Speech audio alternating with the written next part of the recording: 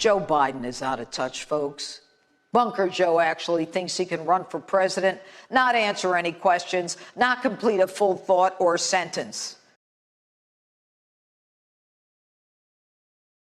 Get ready to fight for the America you love, because it's going to take a fight to keep it.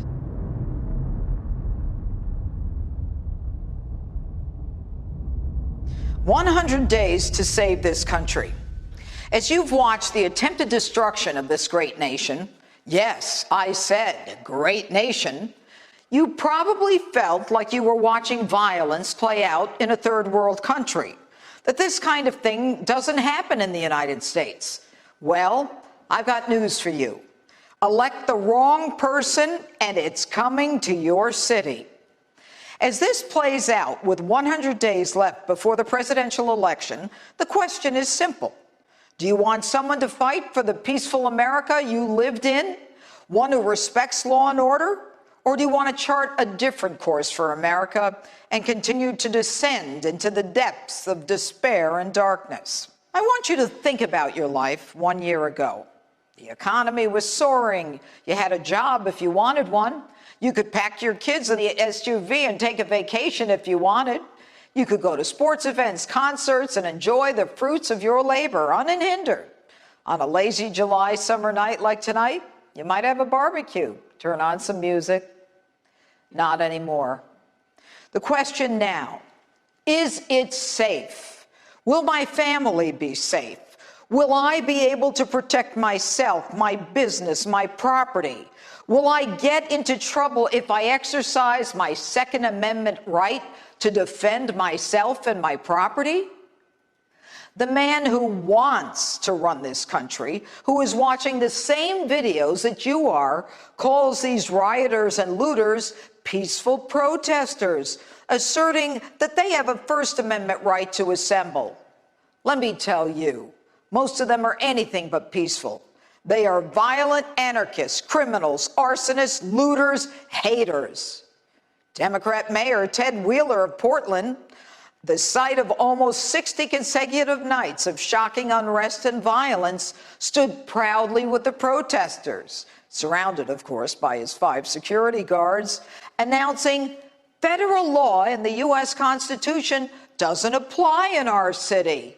He's all good with the nonstop effort to destroy federal property and the violence that occurs to federal officers protecting it. Nancy Pelosi calls these federal agents stormtroopers, a hateful reference to Nazi Germany.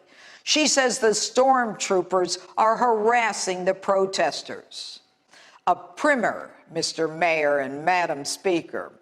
40 United States Code, Section 1315, requires the Department of Homeland Security to protect buildings, grounds, and property owned, occupied, or secured by the federal government.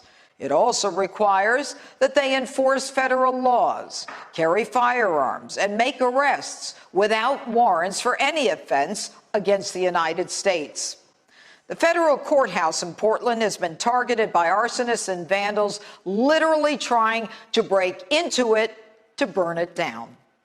Now, assaulting federal officers in the process of doing that same thing. The Department of Homeland Security sent several dozen agents who are not trying to be local police, simply to protect their property. The local police themselves are incredibly frustrated because their hands are tied by this leftist mayor.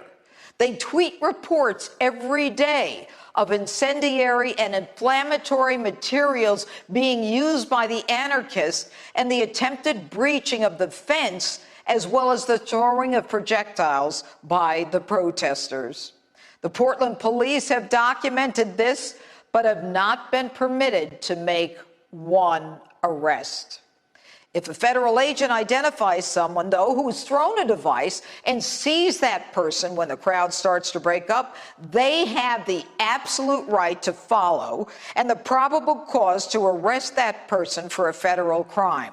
They are not doing local law enforcement's job. They are there to protect against vandalism and destruction of a federal building.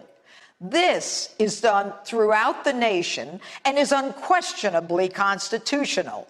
It is an example of federal supremacy, where the Constitution and federal laws generally take precedence over state laws and state constitutions, and definitely precedence over dingbat mayors like Wheeler. Now, this operation is totally different from Operation Legend, named after 4-year-old Legend Taliaferro, shot while he was sleeping in his own home, in his own bed. This is a surge of federal law enforcement officers already in American communities plagued by violent crime. In cities like Chicago, over 400 people were murdered so far this year, 50% increase over last year.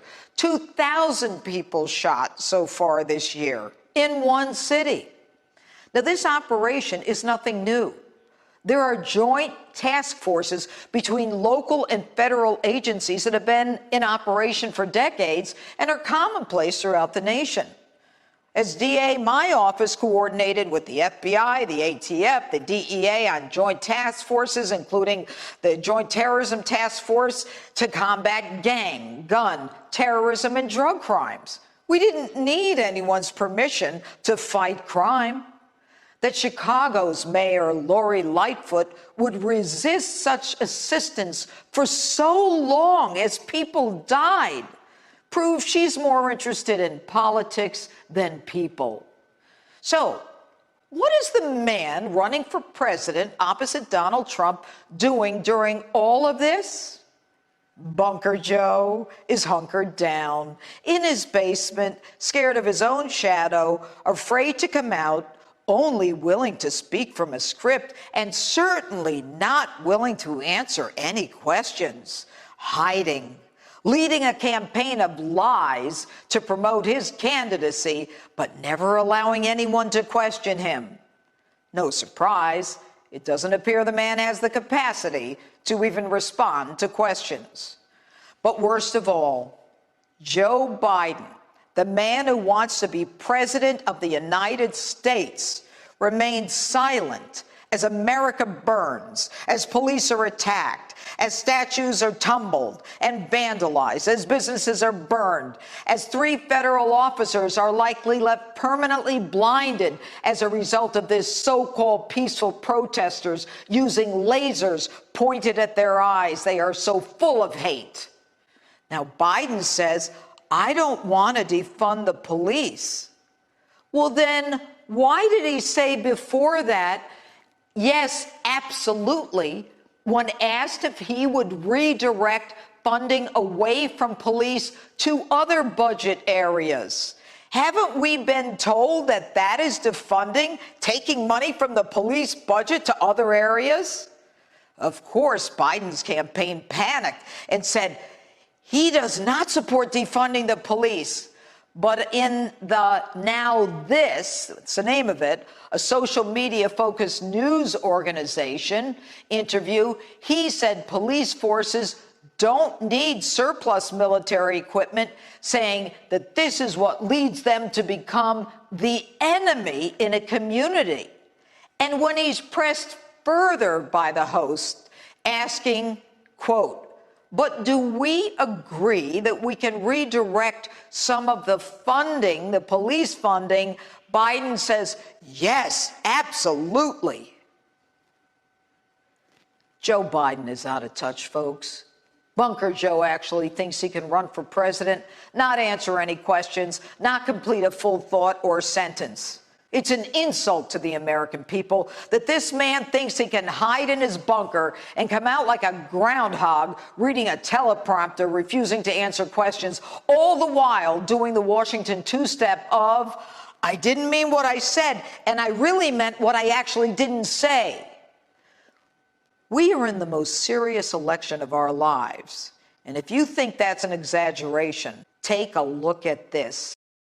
Is this what you want to come to your city on a sweet summer night in America? Peaceful protesters who assert they have their First Amendment right to assemble and then take over parts of our cities or erase our history and throw the Declaration of Independence out and the Constitution on its head? If not, Get ready to fight for the America you love, because it's going to take a fight to keep it.